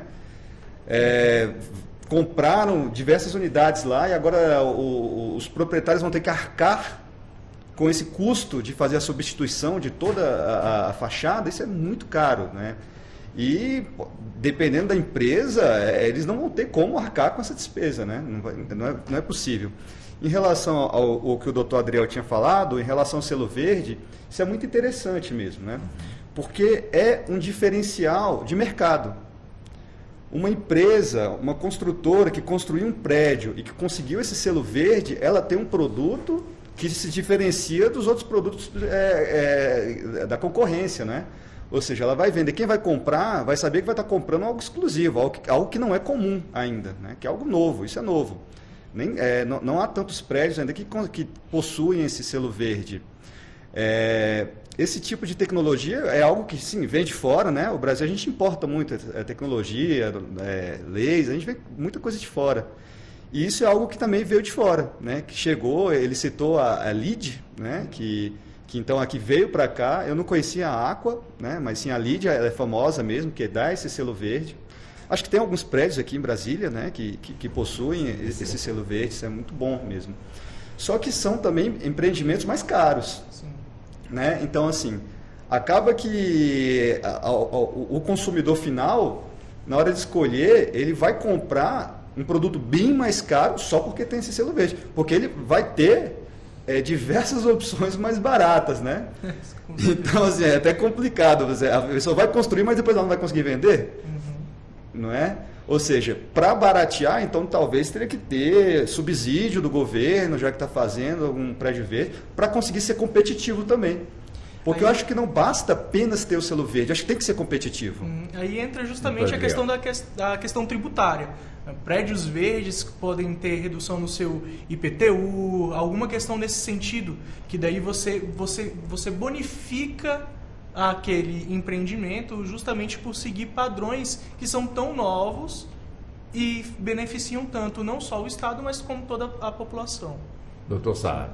Eu acho que é um ponto que é interessante essa questão dos custos, porque quando a gente fala de sustentabilidade de edificações, a primeira coisa que a gente vê realmente seria o preço, logo de cara, tanto para o empreendedor que vai estar pagando aquela despesa ali, só que do ponto de vista do proprietário, e aí por isso que eu volto naquela questão sobre a transparência, né, de mercado, acaba sendo um fator relevante. A sustentabilidade de uma edificação, ela tem uma relevância econômica, especialmente quando a gente olha o ciclo de vida dela. Em 50 anos, quanto de energia, quanto de reposição de material aquela edificação vai demandar. Por isso que a questão do desempenho da edificação tem ficado cada vez mais relevante, especialmente juridicamente, né? Porque eu falo de desempenho de edificação, um engenheiro que está feio é complicado, mas no caso que tem uma relevância jurídica também, sob o ponto de vista até do direito do consumidor.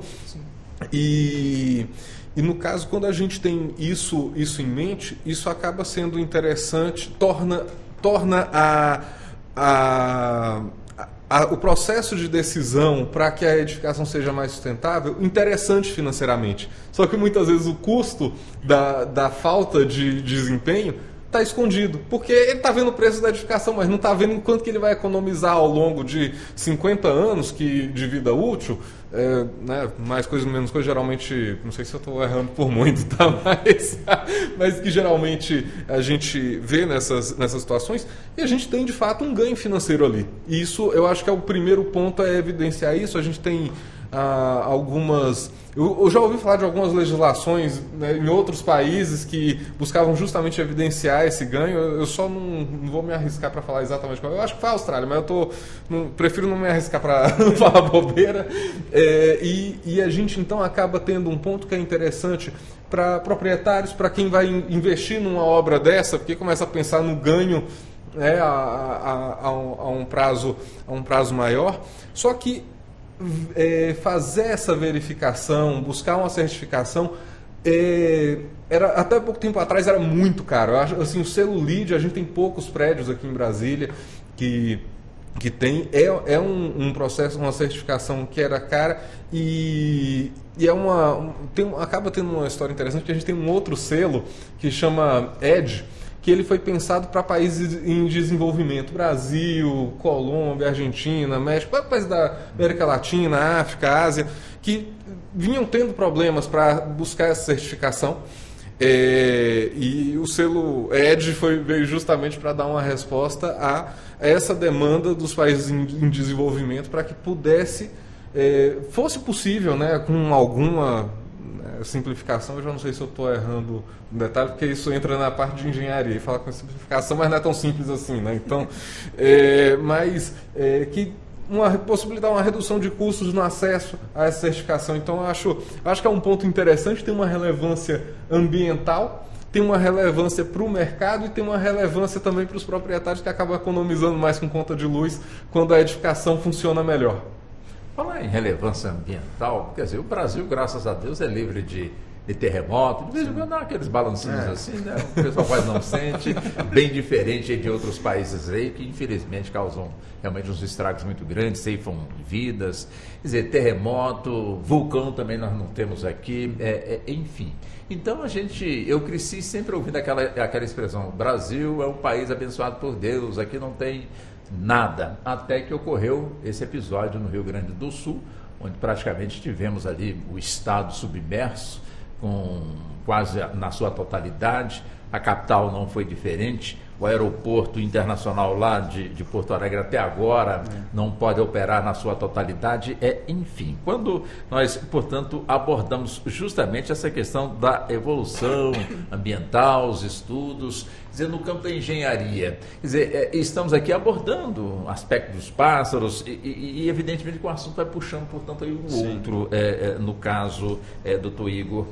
E aí, ou seja, é importante que as discussões sejam sempre colocadas e não naquele momento enfim, da emoção, no calor da emoção, vamos fazer isso, fazer aquilo, de repente passou, né, a água secou e vamos esperar a próxima chuva, esperar o novo desabamento, o novo deslizamento, a nova inundação. Quer dizer, essa característica que eu imagino que seja nossa, é importante que a gente mude e vamos fazer um trabalho preventivo, até mesmo para, quer dizer, se tivesse esse trabalho preventivo, a gente não estaria com essa pauta aqui dos pássaros chocando, portanto, aí com as paredes de vidro. Como é que o senhor vê isso? Infelizmente, é quando ocorre um acidente que a gente começa a pensar, e começa a tomar algumas atitudes que foram deixando, empurrando, tem tempo para isso, vamos decidir isso depois. Mas nesse caso dessa tragédia, que é muito triste, do Sul, realmente foi algo excepcional, né?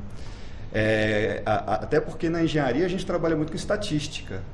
Então, há eventos que ocorrem a cada 1000 anos. Então, você projeta, às vezes, uma determinada cidade pensando naquilo. Olha, para aquele volume de água, que é algo que não iria ocorrer. Então, assim, o que ocorreu foi excepcional.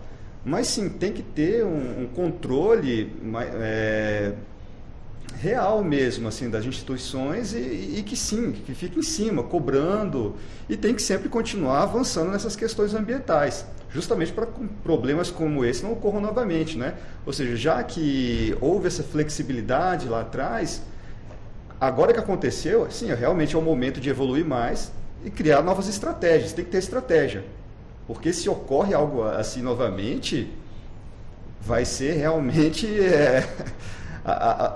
uma tragédia quase que premeditada, né? Então, assim, tem que correr atrás. Fugiu aqui um assunto que eu ia falar sobre o que o Dr. Saad estava falando, sobre a questão do imediatismo, né, em relação aos custos, né? Que isso é um outro assunto importante também, que quando alguém vai comprar, acaba que às vezes a pessoa não pensa nessa economia a longo prazo. Mas isso está mudando, tá? Sim. Se vocês observarem o tanto que a energia limpa, né, a energia solar está crescendo no Brasil, os dados são impressionantes. No Nordeste, então, é um polo de energia eólica e solar, assim. As mas placas também solares... Os pássaros lá também, né? Também. Também tá diferente da também. Está até aqui na pauta para eu entrar nessa... Esse é um problema também. A gente tenta consertar, é um cobertor curto, né? Tenta consertar de um lado, acerta no outro. Mas assim, por exemplo, antigamente muita gente fugia de colocar as placas solares porque era um investimento alto, mas já está mudando isso, né? Hoje em dia a pessoa já fala, cara, isso aqui eu vou recuperar daqui a uns 20, 30 anos, então está mudando, sim, essa questão. Então, só que tem que divulgar um pouco mais, né? Essa questão por exemplo, nessa questão do selo verde, quanto que vai trazer efetivamente de economia? Porque com a energia solar foi assim. Hoje as pessoas já têm plena noção de que a economia virá ao longo prazo e que vale a pena sim investir nessa mudança na forma de geração de energia. Uhum. Doutor Adriel, deixa eu puxar esse assunto também. Você está falando muito da área urbana, mas no campo também temos aí esse problema, né? Ou seja, da busca pela energia eólica, onde nós temos aqueles equipamentos com as hélices do tamanho realmente enorme, né? E de repente ela está sempre ali circulando, onde também temos aí muitos prejuízos com a rota migratória das aves, que acabam, portanto, chegando num ponto difícil. Inclusive tem um assunto desses na área da justiça, tramitando em um dos tribunais, onde a questão é justamente essa, né? Vocês construíram justamente numa rota errada, mas acontece que a empresa que construiu diz, mas nós estamos aqui com o estudo do impacto ambiental e nada disso foi colocado. E aí, como é que se resolve uma situação dessa? É como nós conversamos anteriormente, o estudo de impacto ambiental, ele vai trazer, ele é um estudo técnico-científico, e ele vai trazer algumas previsões acerca da possibilidade de um empreendimento. Essas previsões podem se concretizar ou não. Elas podem vir a se concretizar ou não. E alguma dessas previsões algumas coisas que venham a vir depois não estão dentro das previsões estabelecidas dentro do estudo do impacto ambiental.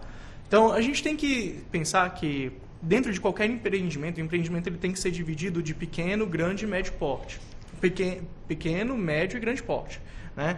Então, empreendimentos de grande porte ou médio porte, como este de uma instalação de uma usina eólica ou até uma usina nuclear, qualquer questão voltada para a área energética, que são sempre grandes empreendimentos, ou construções de grandes campos, de plantio, etc. A gente tem que pensar que todas essas grandes atividades elas envolvem uma grande área de atuação. E essa área de atuação não é possível você prever todos os eventos que vão acontecer. Você vai prever, igual a gente estava conversando antes sobre as catástrofes. Um evento como o do Rio Grande do Sul é um evento 1 a cada 1 milhão. Aconteceu, infelizmente veio acontecer. É aquela tragédia, aquela destruição, mas é algo que não é pensado. Quando você vai iniciar o processo de construção de uma cidade, você pensa, eu vou fazer até aonde o nível histórico chegou, mas mais do que isso não é necessário. Eventualmente pode vir um nível ainda maior do que o histórico. E é basicamente o que acontece lá na Bahia. A gente teve a construção de um parque eólico bem grande, foi feito o estudo de impacto ambiental, não houve a previsão dessa degradação do meio ambiente em relação aos animais que fazem a migração naquela região, mas aí entra novamente aquela questão que eu falei anteriormente, o meio ambiente ele é vivo. Então, eventualmente, a gente vai acabar se deparando com uma situação em que nós, infelizmente, vamos degradar sem querer o meio ambiente. Ou tentar degradar pouco e acaba degradando muito. A função, no caso, se torna uma função de fiscalização. A gente tem que estar sempre atento e fiscalizando. Foi o que aconteceu lá. Foi feita uma ação civil pública pelo Ministério Público a fim de rever a questão, de reajustar a questão e adequar o parque eólico dentro das novas normas. E eu acredito que vai seguir. O correto é isso, é você levar essa discussão para o judiciário lá, você produz as provas corretas acerca do tema e dentro do judiciário se estuda a melhor possibilidade através de laudos periciais que vão chegar a um resultado factível para solucionar a demanda. Interessante, né, doutor Saad? Eu sei que o senhor vai apontar sobre a questão, a gente falando aqui nas fatalidades, quer dizer, este caso do parque eólico, o estudo indicava que nada fosse acontecer, como também aqui em Brasília, por conta das queimadas, a gente sempre combateu as queimadas no nosso Parque Nacional, em outras áreas, mas de repente, num belo domingo, amanhece cheio de fumaça, né? Ou seja, a cidade encoberta, portanto, pela fumaça, e a gente fica assim pensando, né? Mas como, né, isso pôde acontecer? A fumaça produzida aqui pelos incêndios não era capaz de cobrir praticamente a cidade. Nós que eu esteja exagerando, mas foi realmente, chamou bastante a atenção. Como é que você vê esse aspecto também, né? No campo do empreendimento, Brasília privilegiada, num cerrado, onde a sua preservação é total, mas de repente a fumaça pega uma corrente de ar e chega, portanto, até aqui, ou seja, nos iguala, portanto, aí a outras regiões, enfim. Isso, de alguma forma, faz refletir, portanto, ou impacta, portanto, aí o futuro dos nossos empreendimentos aqui na capital federal? Como é que você vê isso? Não, sem dúvida, assim, como eu acho que de duas formas as mudanças climáticas fazem com que a gente tenha que antecipar sobre como os empreendimentos vão reagir a situações mais adversas que têm se tornado cada vez mais frequentes. Então, se antes a gente tinha uma enchente que era lembrada pelos gaúchos na década de 40, agora eles têm lembrança de enchente esse ano, há 3 anos atrás, se não me engano, aconteceu, outra de 2002, só que quem viveu na década de 80 lembrava só da de 40, então está ficando cada vez mais recorrente. Mesma coisa nossas enchentes aqui em Brasília, tesourinha alagada não é mais novidade, antes era. Então, acho que o primeiro ponto, quando a gente pensa em grandes obras, especialmente de infraestrutura, acaba sendo essa questão. Mas do ponto de vista do empreendimento, eu acho que a gente deve pontuar sobre 2 questões no licenciamento ambiental. A primeira é que nem sempre toda simplificação ela é benéfica para o empreendimento. Pode parecer contraditório, porque a gente pensa, vai aprovar mais rápido. Só que se determinadas coisas não são verificadas, no futuro elas vão ser judicializadas, porque alguém vai se incomodar. Pode ser, inclusive, um outro empreendedor com um outro negócio que esteja sendo prejudicado por uma determinada atividade. Então, eu acho que o primeiro ponto é entender que nem sempre toda simplificação é benéfica para o empreendedor. O importante aqui é uma busca pela racionalização do procedimento, que nunca é algo necessariamente linear. A gente raramente é linear, melhor dizendo. O segundo ponto é que, assim, geralmente quando a gente olha cenários de judicialização, e assim, a princípio, nossa, mas por que a judicialização seria ruim para o empreendedor? Que é algo que muitas vezes não é muito claro. A gente pensa, o judiciário vai resolver. Só que o que acontece? A primeira coisa é que quando há uma judicialização, o primeiro ponto aqui é que o empreendedor perdeu toda a previsibilidade possível. Se antes havia uma discussão, a gente substitui uma discussão no qual, pensando mais uma vez no cenário, né, de grandes obras, 10, 15 pessoas elaboraram um estudo de impacto, vários técnicos, biólogos, engenheiro florestal, ambiental, cada um no seu campo, fazendo aquela avaliação. O órgão ambiental, com outras, geralmente um pouco menos de gente, mas também que a função deles vai ser analisar, umas 5, 10 pessoas analisando, cada um no seu campo, engenheiros, técnicos de diversas áreas. Quando a gente judicializa, a gente tem uma situação bem complicada, que é um profissional do direito que nada sabe de meio ambiente, que não estuda, a gente, pelo menos, a biologia só foi no ensino médio, que vai decidir, que vai dar a palavra final. Então, isso quebra toda a racionalidade. E olhando do ponto de vista do empreendedor, mais uma vez, se a gente já tem uma quebra daquela expectativa, né, de como iria funcionar o licenciamento ambiental, a gente tem aqui um cenário de crise dentro do empreendimento. Que a primeira coisa, vai ter que explicar para quem colocou dinheiro naquilo. Vai ter que, e aí entra aqui a dinâmica, né, do direito empresarial, porque vai ter investidor cobrando, vai ter investidor questionando, né, esse final era esperado que fosse ser zeloso com isso e veio um prejuízo.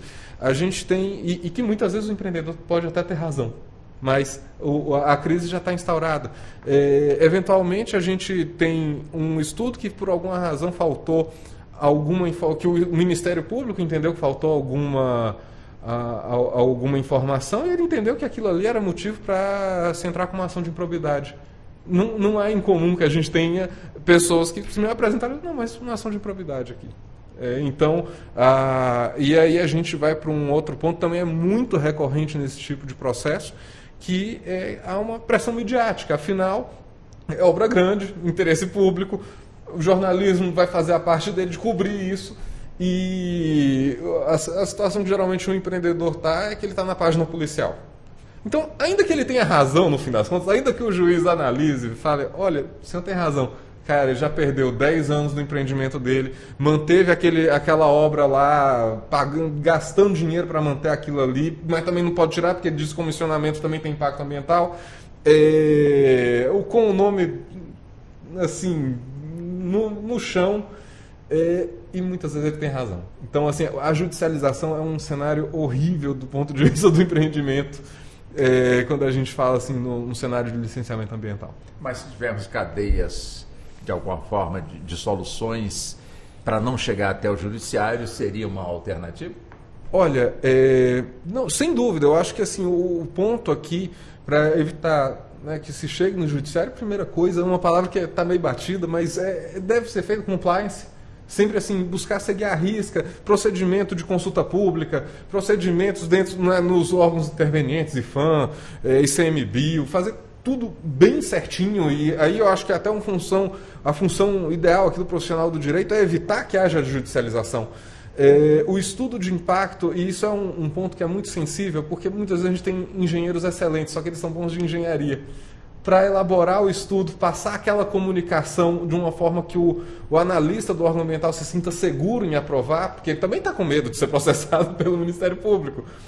Isso é importante também, essa comunicação eu diria que é uma comunicação com a malícia jurídica por parte do engenheiro. Não é que o engenheiro precisa também estudar direito, não é bom, mas essa... Está provocando o senhor, viu? Não, mas é uma questão que realmente, assim, empreendimentos que geralmente lidam com esse... né, tem engenheiro que é muito habilidoso, assim, que eles anteveem, já resolvem, assim, eu acho que olhando, né, no ponto de vista da engenharia ambiental, o bom consultor ambiental é aquele que também consegue saber qual é a hora de procurar um advogado, que tem e que já pergunta a gente, já com conhecimento de causa, que é mais desafiante para a gente, mas é o que resolve. Antecipar essas questões que podem vir a ser alegadas, que aí a gente evita um processo aqui. Um estudo bem feito evita um processo, uma comunicação eficaz com um órgão ambiental evita um processo. Eu diria até mais, muitas vezes a gente tem mandado de segurança para o órgão ambiental fazer a análise logo. Só que tem um negócio, concedido a liminar. Aí ele vai analisar, fazer um cara crachá lá do estudo, tá faltando coisa. Cumpriu a decisão. Só que não resolveu, porque não vai liberar assim. E muitas vezes ele vai analisar também já, né, pensando, mas eu não posso aprovar isso aqui, está faltando essa informação.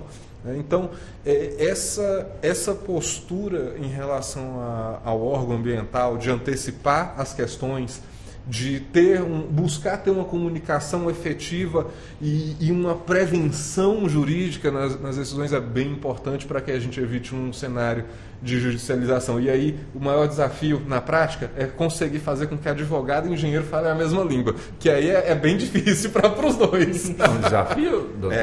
Claro que é um desafio. E nessa questão também de aprovação, ainda tem um outro problema. Será que quando você falou que o engenheiro é muito bom em engenharia, mas ele não consegue fazer a comunicação efetiva? Mas tem um outro problema, que é quando o interlocutor, ou quem está recebendo lá a mensagem, às vezes não consegue fazer uma análise correta. Também. Quando vocês tinham citado o caso do parque eólico, que chegou o problema de vocês construíram num lugar que não poderia. Eles, não, mas aqui, estudo de impacto ambiental está aqui. Porque apesar da engenharia ser uma ciência exata, ela tem muitas opções. Então, pode ser que alguém fez aquele estudo e falou, perfeito. Se outra pessoa tivesse feito o estudo, falaram, não pode. E como é que faz uma situação dessas? Às vezes tem gente que fala assim, olha, vamos mandar aquele projeto lá para o analista, que o outro está de férias, é a hora da gente conseguir aprovar. Que ainda tem essa. Tem aquele que lá no órgão ambiental é mais criterioso que o outro. Sim. Olha que dificuldade que o engenheiro passa. Tá vendo? Não é nem uma questão só de ter feito estudar direito também, não. É difícil mesmo. Tem que ter uma habilidade de negociação. Eu vou até acrescentar um ponto, porque assim, eu falei sobre como o empreendedor pode evitar, né? Só que tem um ponto aqui que é realmente sensível, que é a questão da subjetividade que acaba tendo no licenciamento ambiental. E que há um esforço dos órgãos ambientais, assim, é visível isso, de criar o máximo de parâmetros para tornar o processo mais objetivo. Mas ainda assim, realmente, o trabalho de consultor ambiental é difícil, e quando é feito assim de uma maneira bem feita, assim, é de aplaudir de pé, porque é realmente um trabalho difícil de se fazer. Burocrático. Bom, eu peço licença aos senhores, eu tenho um minutinho para poder passar as manchetes do nosso Jornal da Justiça, que entra no ar daqui a pouco na TV, como também na rádio. Convido até os senhores para acompanharem também. Começa às 18 horas. Eu peço licença para trazer as manchetes, já me foram encaminhadas aqui pelos nossos redatores e editores. Então vamos lá. Assassino confesso de Marielle Franco, ex-policial Rony Lessa, presta primeiro depoimento ao Supremo Tribunal Federal. STF valida as detenções e as prisões previstas no regulamento disciplinar do Exército. Justiça Federal mantém júri popular para julgar o ex-deputado Roberto Jefferson. Ministério Público investiga suposto envolvimento de advogado e estagiária em facção no Distrito Federal. E ainda, programa STF Mais Sustentável vai monitorar as emissões de carbono pelo tribunal.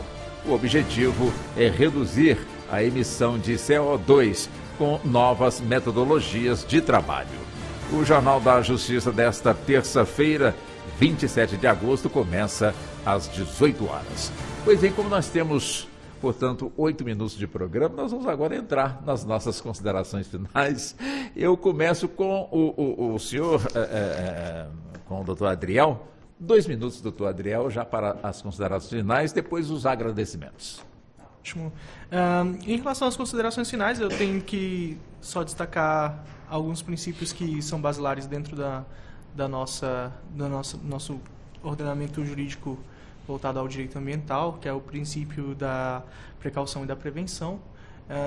Eu acredito que tudo que é feito dentro do nosso país tem sido feito justamente pensando sempre em todas as questões, mas principalmente nas questões ambientais. O Brasil é um país que ele vive de negócios ambientais. Hoje a gente tem selo verde para muitos produtos que são vendidos lá fora, inclusive é uma exigência de muitos países esse selo. Nós temos também algumas questões voltadas para comércio de carbono, então o Brasil é um país que realmente investe e preserva. Os princípios eles são basicamente voltados no intuito de que a gente realmente tem que prevenir e precaver.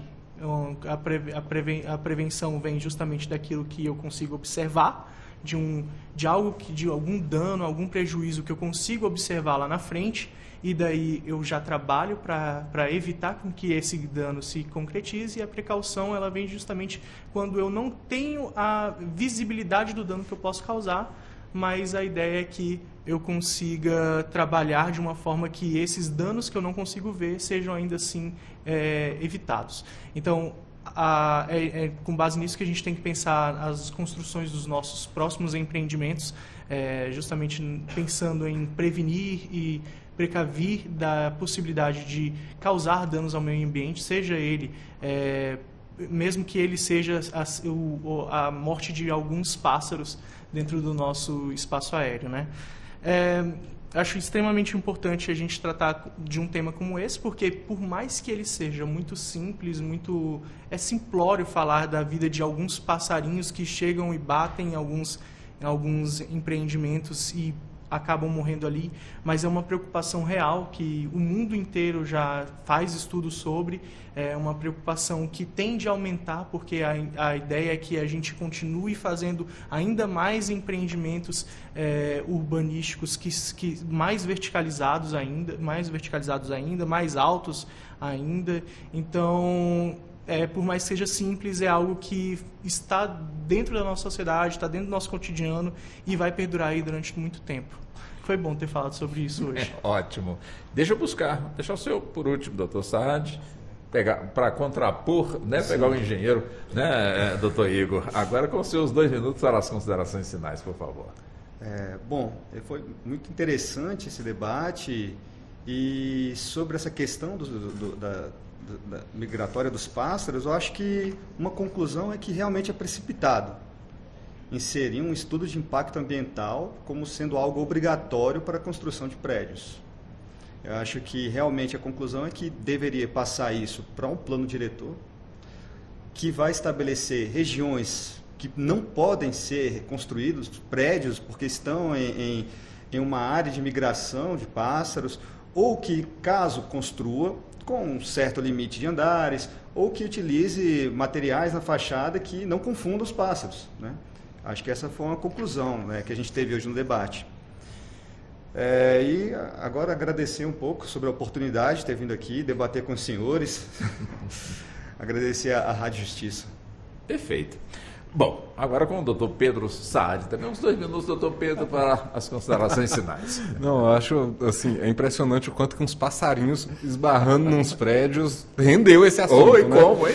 Assim, e é interessante o quanto que a gente pôde ver o quanto que a gente evoluiu em relação às regras, à ordenação territorial, à proteção do meio ambiente, ao mesmo tempo quanto que ainda falta para evoluir em relação a isso. Eu achei bem interessante. Na hora quando fizeram o convite, até falaram, não, vai ter um engenheiro também. Falei, ótimo, porque discutir construção de prédio e direito ambiental sem a presença de alguém com a visão da engenharia, eu acho que assim, não é a mesma coisa. Chovendo molhado. Chovendo molhado, porque a gente vai discutir regras, só que, queira ou não, o processo de decisão que vai, né, quem aplica vai ser uma discussão de engenharia. Então, eu achei muito interessante. Eu acho que esse olhar para o futuro envolve também um reposicionamento do direito, que a gente tem que ser colaborativo com outras áreas, e também um olhar sobre... A gente tem que também olhar para o futuro, porque a proteção ambiental, antes uma questão de comando e controle, agora virou uma questão de política do sistema financeiro, vira uma questão de prevenção aos problemas causados pelas mudanças climáticas, e é um direito em evolução, e eu acho que esse tema dos passarinhos foi uma excelente introdução a esse desafio que a humanidade tem pela frente. Ótimo, ótimo. Bom, queremos então agradecê-los, doutor Adriel. Foi um prazer realmente muito grande receber o senhor aqui nos estúdios e a gente debater este tema, que pode ser, né, como o senhor já é o segundo tema que a gente aborda, que com toda certeza virão outros, para que possamos então dar continuidade aí ao debate. Foi um prazer muito grande receber o senhor aqui nos estúdios. Queremos agradecê-lo por essa atenção com a nossa emissora. O prazer é todo meu, Walter. Cara, é impressionante. A primeira vez que eu vim aqui, eu fiquei muito feliz. Foi uma excelente experiência. Hoje ela se repete e é mais uma vez muito prazerosa. Espero que a gente possa se encontrar aqui outras vezes. Obrigado à Rádio Justiça, obrigado a todos os presentes pelo excelente debate que fizemos. Muito obrigado. Bom, quero também aqui agradecer ao Dr. Pedro Igor Rego, engenheiro civil, também conosco nesse debate importante. Foi também um privilégio receber o senhor aqui nos estúdios. Queremos muito agradecê-lo e já deixar o convite aberto para outras participações em outros debates neste tema importantíssimo, doutor Igor. Com toda certeza, vai ser um prazer poder voltar aqui. Hoje foi a minha primeira vez, fui pego de surpresa com esse debate, assim. Não deu para me aprofundar tanto no tema. Não, foi mas ótimo. Muito bom mesmo, agradeço, ainda mais foi um debate bem enriquecedor, né, com os doutores aqui presentes. E espero poder agregar em novos futuros debates. Tá certo. Doutor Pedro Saad, também é um privilégio, um prazer também enorme ter o senhor conosco aqui no O privilégio que é meu. Assim, eu agradeço bastante o convite. Eu acho que foi assim, excelente também a contribuição dos colegas. Então, Adriel, meu xará Pedro, seu Walter, muito obrigado pela oportunidade que a gente teve aqui com essa conversa. Tá ótimo. Agradeço então aos senhores e agradeço especialmente você, ouvinte que nos acompanhou tanto pela 104,7 FM, como também nos acompanhou pelo YouTube. Sou Walter Lima, fiz, portanto, a condução aí desse debate, que teve a produção, portanto, do Diego, como também da Ana Cláudia, trabalhos técnicos do Neto Silva e a coordenação de jornalismo é justamente da Camila. Muito obrigado, boa tarde e até o nosso próximo encontro.